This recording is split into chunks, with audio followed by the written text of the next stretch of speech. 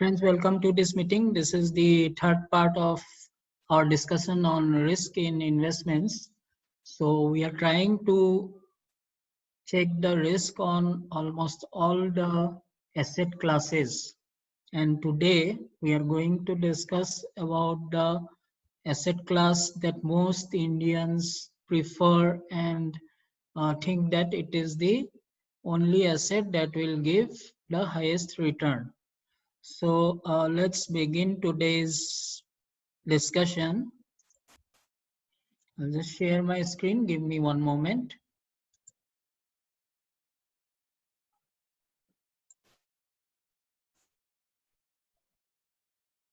I hope everyone can hear my voice.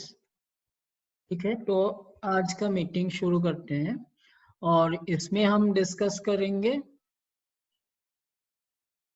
एक second. Okay, तो आज इसमें हम क्या डिस्कस करेंगे कि कौन सा एसेट क्लास है जो इंडियंस बहुत प्रेफर करते हैं और सोचते हैं कि उसी में सबसे ज्यादा रिटर्न्स बनेंगे और गारंटीड रिटर्न्स हैं। तो आइए देखते हैं।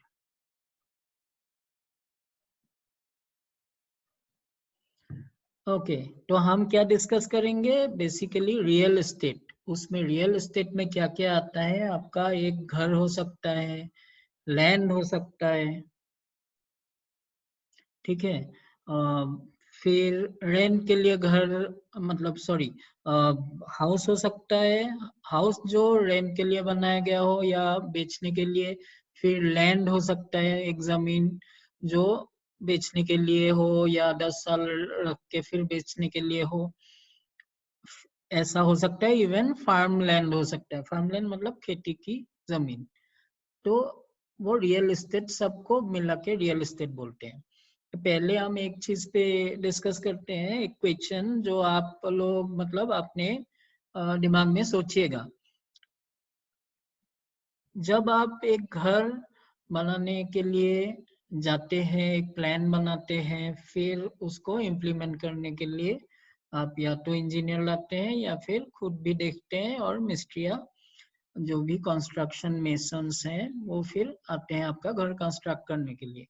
तो अगर ऐसा हो कि जो आप रॉ मटेरियल है उसका, जैसे सीमेंट हो या फिर टाइम, जैसे आज किसी ने कंस्ट्रक्शन शुरू किया था जनवरी में, अभी कोरोना के कारण वो ठप पड़ गया है। हो सकता है 6 महीने ना कर पाए, हो सकता है 1 साल तक ठीक से काम ना हो। तो क्या अगर मतलब ऐसे टाइमलाइन बढ़ जाएगा तो क्या आप उस टाइमलाइन या खर्चा भी बढ़ सकता है, तो आप कंस्ट्रक्शन करना बंद करेंगे क्या? ऑब्वियसली हो सकता है नहीं करेंगे, क्योंकि एक बार आपने इतना प्लान बना लिया तो जरूर उसको बनाएंगे, ठीक है। तो पहले तो हम क्या करते हैं, इसका टाइमलाइन एक देख लेते हैं। जो हमारा ब्लूप्रिंट या फिर उसका प्लान बोलते हैं, उसको बनाने में ही हमको 2-3 महीने या किसी किसी को 1 साल भी लग जाता है, परमिशन निकालने के लिए, उसका ड्राइंग बनाने के लिए आर्किटेक्ट से। तो ऐसा एक टाइमलाइन जाता है पहला। फिर हमारा वो जमीन को क्लियर करने में हो सकता है, जमीन को ठीक करने में इसमें 3 से 6 महीने चला जाए, राइट।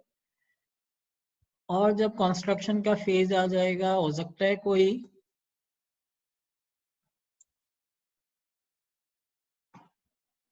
जब कंस्ट्रक्शन का फेज आएगा, हो सकता है उसमें भी कुछ टाइम लगे। 1 साल भी लग सकता है, 2 भी लग सकता है, और 4 इयर्स भी लग सकता है। एक सेकंड के लिए होल्ड करते हैं, और भी 1-2 नए लोग जुड़ गए हैं।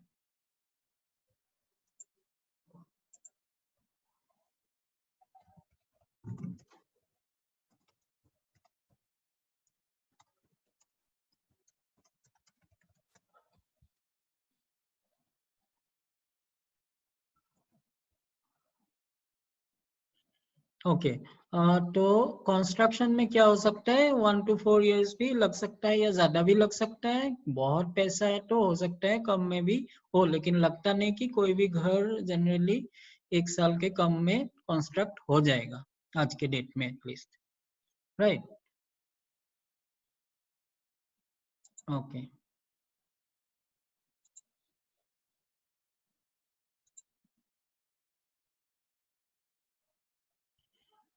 ठीक है। तो इसमें अभी तक हमने देखा कि ये जो एसेट है रियल एस्टेट, वो अलग अलग तरीके के हो सकते हैं और इसको बनाने में एक टाइम लाइन लगता है, मतलब टाइम पीरियड लगता है, एक एक पार्ट का अलग अलग टाइम पीरियड होता है।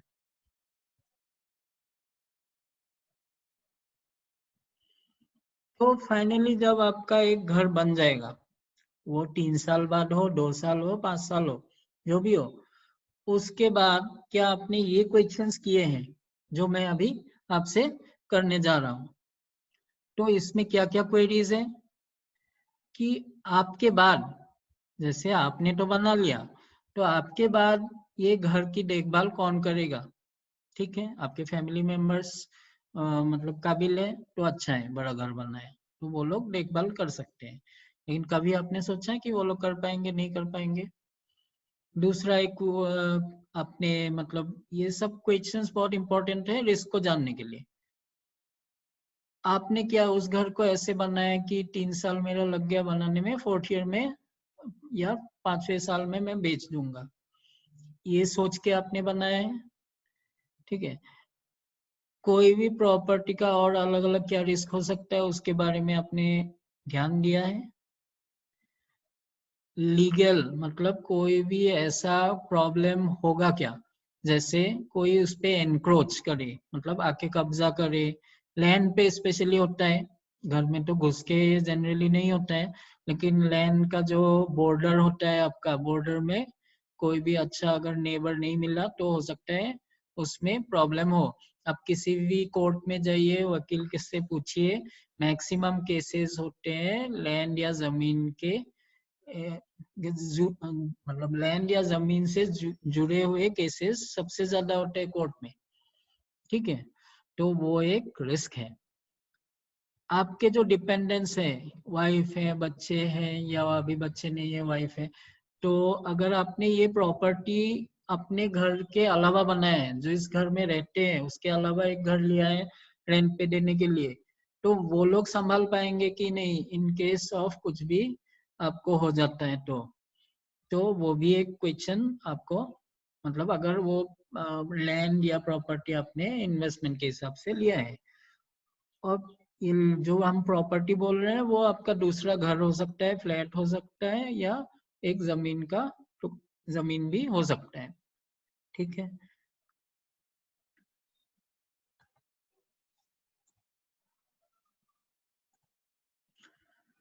तो एक छोटा सा कैलकुलेशन करते हैं, बहुत लोग ऐसा एग्जाम्पल देते हैं, इसलिए मैं ये क्वेश्चन मतलब इस कैलकुलेशन के को यहाँ पे मैंने लिया है।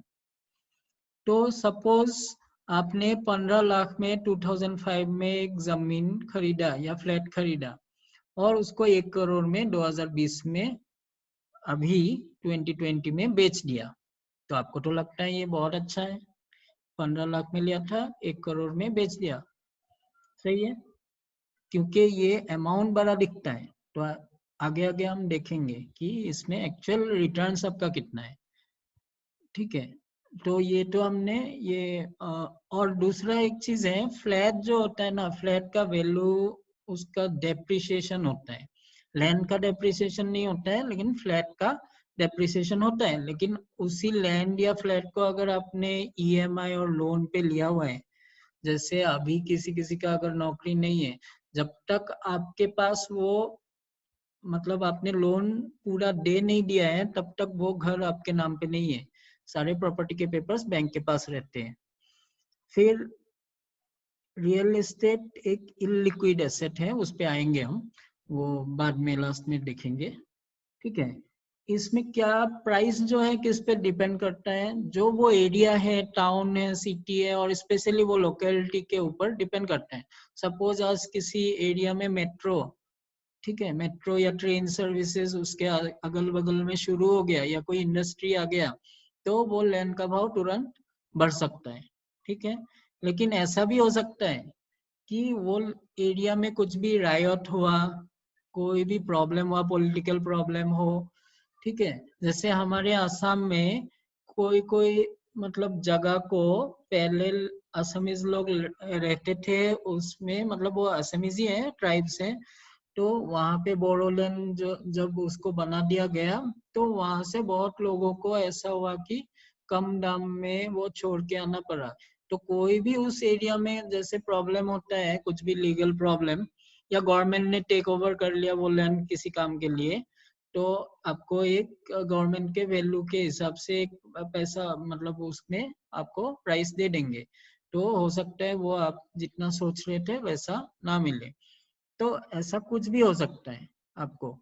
तो उस टाइम पे क्या होता है, वो एक डिसएडवांटेज होता है। तो दोनों ही है, एडवांटेज और डिसएडवांटेज, हमको दोनों ही पहलू देखना है, ठीक है। और जो उस प्लॉट का या घर का देखभाल है वो आपको ही करना है, उसमें मैनेजमेंट में कोई आपको हेल्प नहीं कर सकता। और एक बार में रियल एस्टेट जब भी जमीन खरीदना हो या फ्लैट, आपको एक मोटा पैसा चाहिए, ज्यादा पैसा चाहिए। ऐसा नहीं कि 1 लाख 2 लाख में आप खरीद सकते हैं, आपके पास कम से कम 10-20 लाख हो, तभी आप इवन लोन भी लेंगे तो मिनिमम 10-15 लाख आपके जेब में होना चाहिए, ठीक है। और दूसरा एक इम्पोर्टेंट बात है, जैसे आपने सपोज ये 1 करोड़ का लैंड अगर या फ्लैट हो, आप ऐसा नहीं बोल सकते मुझे आज 20 लाख की या 1 लाख की जरूरत है, मैं इतना टुकड़ा बेचता हूँ। या तो आपको पूरा बेचना पड़ेगा या तो नहीं बेचना पड़ेगा, उसको डिवाइड करके नहीं बेच सकते। बड़ा प्लॉट ऑफ लैंड है वो अलग बात है, लेकिन जनरली हमारे जो हम रिटेल इन्वेस्टर हैं, हम तो कितना इतना बड़ा प्लॉट तो खरीदेंगे नहीं, तो उस हिसाब से मैं बोल रहा हूँ। तो एक्चुअली जब हम कैलकुलेटर आपको हम एक दे देंगे, उसमें आपको पता चलेगा। तो अगर हम ले लीजिए उस जमीन को या फ्लैट को मेंटेन करने के लिए 2,000 रुपये भी मंथली अगर एक मेंटेनेंस लेते हैं, उसको मतलब उसको हटाने के बाद हमारा रिटर्न्स जो 15 लाख से 1 करोड़ का 12.6% ही बैठता है। अभी हमने ऑलरेडी गोल्ड के टाइम पे डिस्कस किया है कि इक्विटी मतलब शेयर प्लस फिक्स डिपॉजिट वाला स्कीम भी अच्छा रिटर्न देता है। सेम पीरियड में ये भी 12% के ऊपर ही दिया है, इवन अभी फॉल जो हुआ है स्टॉक मार्केट में उसको लेके। और अगर फॉल के पहले देखा जाए तो जितना रियल एस्टेट में दिया है उतना आसपास ही दिया है। और प्योर इक्विटी जो है वो फंड्स ने भी अराउंड 13% के आसपास ये फॉल को लेके दिया है इसी पीरियड में, ठीक है। ये तो 14.9% जो है वो आपका स्टॉक मार्केट सेंसेक्स का रिटर्न है आज 41 इयर्स में। शुरू हुआ था 1980 में 100 में, और आज का वैल्यू अगर 30,000 भी हम ले ले तो ये 14.92 मतलब ऑलमोस्ट 15% के हिसाब से सालाना बढ़ा है।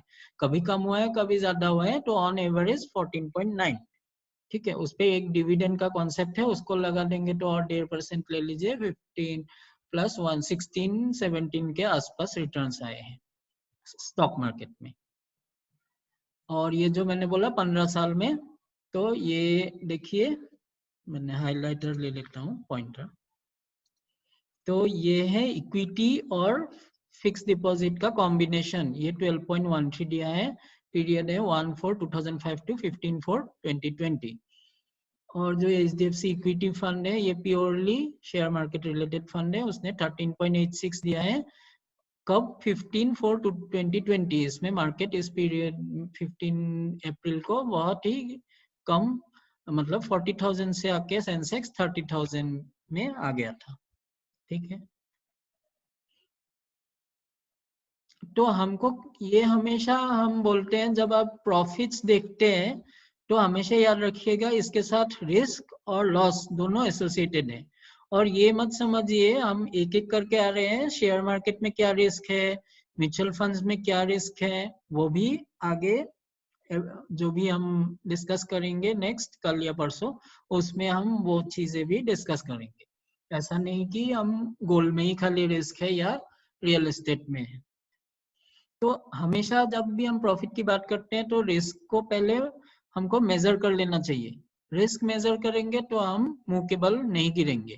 Calculate your profits after taking into account the risk.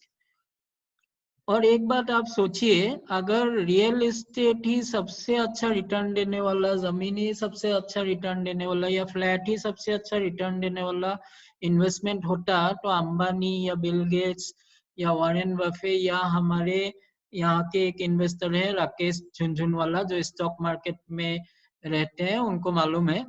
तो वो लोगों के पास इतना पैसा है, वो तो एक एक सिटी खरीद सकते थे, तो उन्होंने क्यों नहीं खरीदा है? बाकी बिजनेस में क्यों गए हैं, वो भी सोचिएगा। तो इसको हमको ऐसे देखना है, रियल एस्टेट या लैंड जो भी है वो भी एक मतलब एसेट क्लास है, मतलब उससे भी एक इनकम होता है और उसका भी कोई कैरेक्टरिस्टिक है, उसका भी कोई मतलब अच्छा ही है बुरा ही है, दोनों देखना है हमको। तो वॉरेन बफे वर्ल्ड का जो सबसे बड़ा इन्वेस्टर है, उन्होंने बोला है वो क्या क्या प्रीफर करते हैं, फार्म लैंड, मतलब खेती की जमीन वहाँ पे यूएस में। क्यों करते हैं? वहाँ पे तो मैकेनाइज्ड मतलब बहुत साइंटिफिक तरीके से खेती होता है। तो वो बोलते हैं कि मैंने जमीन ले लिया और ये मुझे 100 साल तक उससे उपज देता रहेगा, खेती देता रहेगा। ठीक है, वहाँ पे प्रॉफिटेबल है फार्मिंग, इंडिया में प्रॉब्लम्स है, लेकिन वहाँ इसलिए उन्होंने ये बोला है, जब भी मैं देखता हूँ तो मैं किस में इन्वेस्ट करता हूँ, जनरली फार्मलैंड में। बाकी तो वो 90% उनका स्टॉक मार्केट में ही है इन्वेस्टमेंट, लेकिन अगर रियल एस्टेट में लेते हैं तो फार्मलैंड। उसका एक इंटरव्यू मैं आप लोगों को शेयर करूंगा, link. He also uses the same rule in prospecting for land, मतलब वो जमीन की वैल्यूएशन को कैसे देखते हैं, मतलब उसमें से मुझे कितना इनकम मिलेगा वो लैंड से। अगर वो इनकम ज्यादा हो जाएगा, मतलब लैंड का प्राइस कम है और इनकम उससे मिलने वाला इनकम ज्यादा होने वाला है, तभी वो लेते हैं। जैसे सपोज हमने एक फ्लैट लेना है, हमको हमको ये देखना पड़ेगा हम उसमें से कितना रेंट मिलेगा और हम कितना खर्चा कर रहे हैं उस पे। अगर 50 लाख के फ्लैट में या 1 करोड़ के फ्लैट में हमको जाके सिर्फ 2 लाख रुपए पूरा साल का मिलता है या 3 लाख रुपए मिलता है, तो वो बहुत अच्छा इन्वेस्टमेंट नहीं है, क्योंकि वो 3% हो गया 3 लाख मिलने से। इंडिया में करंट जो अभी तो और कम हो जाएगा, मतलब जो रेंटल यील्ड बोलते हैं, उसका भी मैं एक लिंक दूंगा आपको बाद में, ये सेशन खत्म होने के बाद। उसमें हमको ये मिलता है कि इंडिया में जनरली रेंटल यील्ड कम है बहुत, क्योंकि रियल एस्टेट के प्राइसेस ज्यादा है। तो जहाँ पे रियल एस्टेट के प्राइस कम हो और रेंटल यील्ड ज्यादा हो, उसमें इन्वेस्ट करना मतलब अच्छा होता है प्रॉफिट के लिए। तो एक कंपैरिजन कर लेते हैं, लास्ट में मैं एक छोटा सा वीडियो भी दिखाऊंगा आपको। तो फिक्स्ड इनकम, इक्विटी, इक्विटी हमने डिस्कस नहीं किया, लेकिन इसको हमने ले लिया है कंपेयर करने के लिए। फिक्स्ड इनकम हमने किया है, गोल्ड भी आता है। सो सारे ये एसेट क्लासेस है डिफरेंट। इसको कब कौन सा लेना है ठीक से अगर हम जानेंगे तभी पैसा बना पाएंगे। ठीक है, फिक्स्ड इनकम में तो क्या होता है, आपने फिक्स डिपॉजिट में एक बार इन्वेस्ट किया 5 साल के लिए, जितना रेट बोला है उतना ही मिलेगा आपको।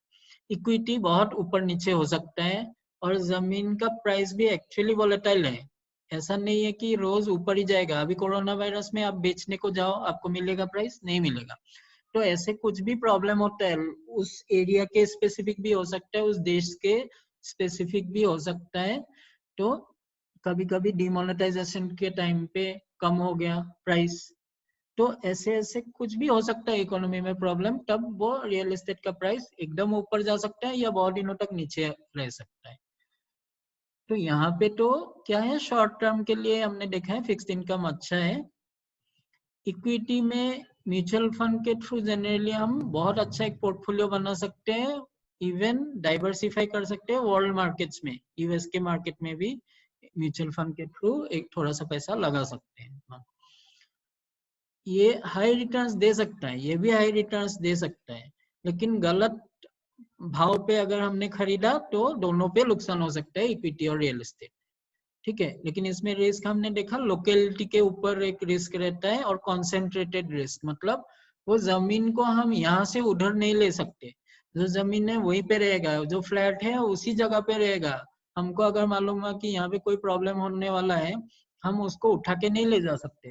लेकिन कल को अगर हमको मालूम पड़ा कि अभी स्टॉक मार्केट बहुत हाई है, हम उससे तुरंत 2 दिन 3 दिन में निकाल के हम फिक्स डिपॉजिट में रख सकते हैं। वो हम स्टॉक रियल एस्टेट या कोई लैंड या फिर फ्लैट में नहीं कर सकते।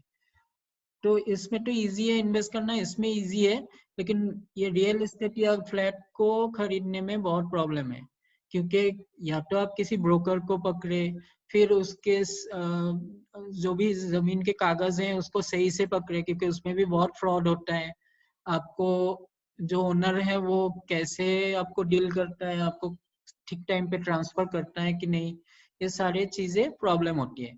और जमीन या फ्लैट ऐसा नहीं है कि आपने बोला कल सुबह मुझे इतना पैसा चाहिए, इसमें मैं आज बेच देता हूँ, चाहे वो सबसे अच्छी जगह पे हो, लेकिन एक दिन में आप नहीं बेच सकते, या 10 दिन में भी नहीं बेच सकते, कभी 6 मंथ्स भी लग सकते हैं, कभी 1 साल भी लग सकता है उसको बेचने में।